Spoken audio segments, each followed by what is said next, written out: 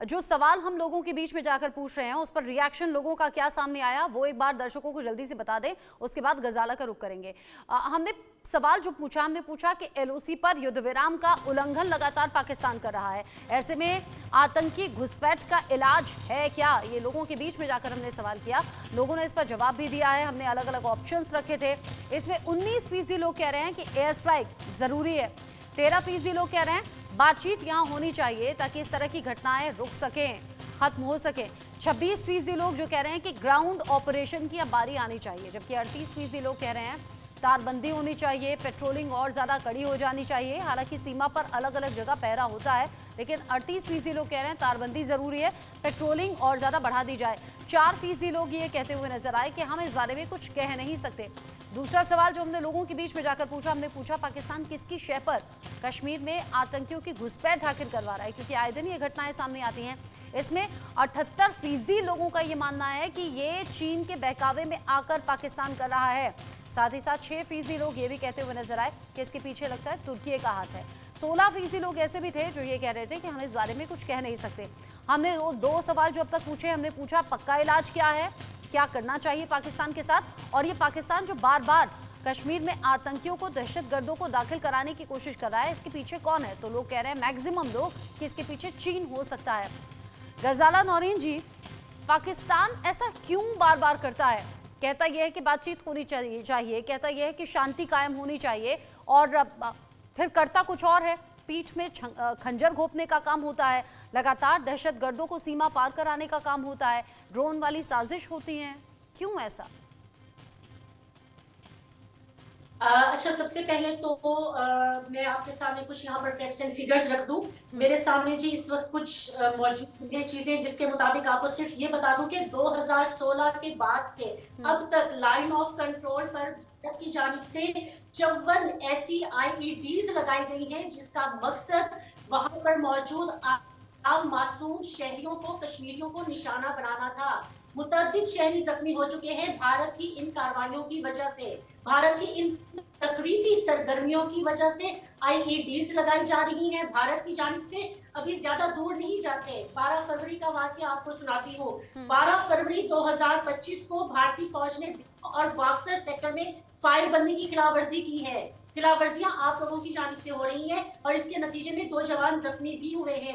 इसके अलावा सिर्फ दीवा और बक्सर सेक्टर की बात नहीं है, आप पूंछ को ले लें, बाघ को ले लें, कोटली को ले लें, हमारे रावलाकोट को ले लें, हमारे मीरपुर को ले लें। बदअमनी फैलाने के लिए, अपनी नाकामियां छुपाने के लिए, जो आप खित्ते को बदअमनी से 2-4 करने के लिए दुनिया भर में साजिशें कर रहे हैं, उसको छुपाने के लिए भारतीय फौज ये हरकतें कर रही है। और उस नाकामी को छुपाने के लिए जो कि आपको मकबूजा जम्मू और कश्मीर में जिसका सामना करना पड़ रहा है। आपने मुझसे सवाल किया, मैं आपसे सवाल करती हूँ, मुझे बताइए। गजाला जी एक बात बताइए, एक बात मुझे बताइए, सीमा पार से, मेरी बात का जवाब तो दीजिए, सीमा पार से साजिश होती रहे, कई आतंकी और कई दहशतगर्द तो ऐसे हैं जो बॉर्डर पर ही ढेर हो जाते हैं, उनके पास से जो आई कार्ड मिलते हैं वो उनकी पहचान बताते हैं, उनके पास से जो हथियारों का जखीरा मिलता है, कोई लड्डू पेड़े लेकर, मिठाई लेकर वो सीमा पार नहीं कर रहे होते हैं। अगर कोई हमारी सीमा में दाखिल होगा, दहशतगर्दी फैलाने के इरादे से होगा, हम चुप बैठेंगे क्या? हाथ में चूड़ी पहन लेंगे क्या? क्यों नाकाम हो रहे हैं? तमाम तर साजिशों के बावजूद क्यों नाकाम हो रहे हैं? 9 लाख फौज आपने तैनात की, हर घर के आगे 8 फौजी खड़े हैं मकबूजा कश्मीर में। अगर इसके बावजूद भी हमारे एजेंट्स, हमारे लोग वहां तक पहुंच जाते हैं और जिसको आप आतंकवादी कहते हैं, वहां पे जाके सरगर्मियां करते हैं, किसी के भी कहने पे करते हैं, तो आपकी नाकामी है। कि अपने रॉ चीफ से पूछे कहाँ पे जा रहे हैं आप लोगों का दिफाई बजट? ये जो आए दिन हादसा हो रहे हैं आप लोगों के यहाँ, उनसे पूछे। चलिए, आपने माना तो सही कि आपके एजेंट्स कश्मीर में घुस जाते हैं, आपने माना तो सही कि दहशतगर्द आ रहे हैं सीमा पार से। आपकी बात का मैंने क्या कि अगर ऐसा है, अगर आप ये लोग मानते हैं, क्योंकि आप लोग के दिमागों में ये बात इतनी घुस चुकी है। चलिए वो बताइए ना फिर वो कौन लोग हैं, चलिए बताइए मुझे कि वो कौन लोग हैं, वो कौन लोग हैं जो सीमा पार से आ रहे होते हैं फिर फायरिंग सुनकर वापस भाग जाते हैं? वो कौन लोग होते हैं जो सीमा पार से इस तरफ आ रहे होते हैं, कई बार ढेर हो जाते हैं? वो आई कार्ड उनके पास से कहां से आता है? पाकिस्तान की पहचान कहां से आती है? मेड इन पाकिस्तान हथियार कहां से आते हैं? फूड पैकेट्स कहां से आते हैं? तमाम ऐसे सबूत है ना, उन्हें कैसे नकारेंगे आप? अरे सबूत मैं आपको यही तो कह रही हूँ, अगर आप उसके सबूत है ना, हमारे पास तो बंदे हैं, हमारे पास तो आपका कुलभूषण जादेव मौजूद है, जिंदा सलामत मौजूद है, हमारे पास तो मजीद ब्रिगेड मौजूद है जिसको आप लोग स्पॉन्सर कर रहे हैं। मैं अच्छा आपसे यही कह रही हूँ कि अगर अच्छा, आप समझते हैं पाकिस्तान में आतंक को कौन स्पॉन्सर कर रहा है ये भी बता दीजिए। पाकिस्तान में आतंक के लिए स्पॉन्सरशिप किसकी है ये बताइए। पाकिस्तान में आतंकी कैसे पलने लगे और कैसे आज पाकिस्तान की ही नाक में दम कर दिया आतंक ने, ये बताइए। मुझे लगता है जेके बंसल सर को रिवर्ट करना चाहिए, चूंकि एक फौजी बता सकता है, एक फौजी जो कि अपने सीने पर गोली खाता है, एक फौजी जो कि सीमा पर पहरा देता है, एक फौजी जो जानता है कि दुश्मन देश क्या कर सकता है और क्या अब तक किया है। मेजर जनरल देखिए, जो गजाला जी ने बिल्कुल सही कहा कि वहाँ पर आईईडी होती है। आईईडी का मतलब होता है इम्प्रोवाइज एक्सप्लोजिव डिवाइस, और ये इम्प्रोवाइज एक्सप्लोजिव डिवाइस जो है वो लाते हैं टेररिस्ट। और अगर आप जो प्रोफेशनल सेना होती है वो लगाती है माइंस, जो माइंस बिछाती हैं, तो आईईडी तो उनके लोग लाते हैं वहां से। और जो इन्होंने कहा कि जो कश्मीर के अंदर में है कि वहां पे क्या जाता है, कश्मीर के अंदर कितनी शांति है जम्मू एंड कश्मीर में, सेंटर के इलेक्शन हो चुके हैं और जो है स्टेट के इलेक्शन हो चुके हैं, सारी बातें तो ठीक हैं।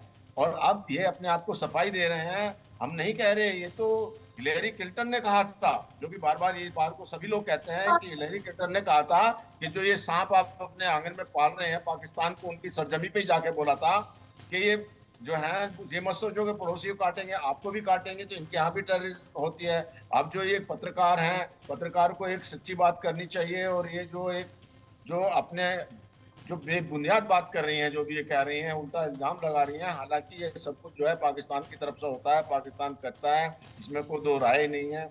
वहाँ पर जो बलूचिस्तान के लोग इनसे वहाँ पर उनके ऊपर अत्याचार करते हैं, पीओके के लोगों पर अत्याचार करते हैं, जबकि हमारे जम्मू एंड कश्मीर में जितने भी लोग हैं इतने खुश हैं, सब जो प्रॉस्परस, वहाँ इतनी अच्छी कंडीशंस हो गई हैं, वहाँ व्यापार बढ़ा है, वहाँ टूरिज्म बढ़ा है, वहाँ पर G20 की मीटिंग हुई थी। ये सब कुछ होते हुए जो इस तरह की बातें करना तो बेबुनियाद सर पैर की बातें हैं। तो इसके बारे में तो मैं बस यही कहूंगा और कि बंसल इनको सर, अपनी क्या नॉलेज पीओके दुरुस्त को करनी लेकर बात चाहिए। नहीं होनी चाहिए? हमारा कश्मीर तो जो डेवलपमेंट है वो नजर आ रही है, लोकसभा इलेक्शन हो, विधानसभा इलेक्शन हो, जो शांति है, जो वहाँ बदलता हुआ यूथ है, पत्थर की जगह जो कलम उठाता है, प्रोग्रेस लगातार देखने को मिल रही है, क्या उसके सिमिलर पीओके का जिक्र नहीं होना चाहिए? बंसल सर जी बिल्कुल, पीओके का हो रहा है। वहाँ पीओके में तो ऐसी तस्वीरें हैं, वहाँ रोज आए दिन होते हैं, और जो वहाँ का एडमिनिस्ट्रेशन है और पुलिस को उनको नीचे गिराते हुए देखा गया था, और वहाँ के जो संसाधन है सबका इस्तेमाल किया जाता है, दुरुपयोग किया जाता है, और उन लोगों के विकास का कुछ नहीं सोचा जाता वहाँ। तो पीओके के अंदर और गिलगित बाल्टिस्तान के अंदर जो है एक लोगों यही के अंदर जमीन में आसमान बहुत का अशांति। अंतर है, और इसीलिए पीओके के लोग भी ये कहते हुए नजर आए कि भाई बेहतर होगा कि भारत में विलय कर दें, बेहतर होगा बिल्कुल मोदी ठीक जैसा कहा लीडर हमें मिल जाए, क्योंकि वो देख रहे हैं ना, देख बिल्कुल रहे हैं ठीक कहा। कश्मीर का हाल क्या है और पाक अधिकृत कश्मीर का हाल क्या है। मेजर जनरल साहब, बुनियादी सुविधाओं के लिए लोग तरस रहे हैं।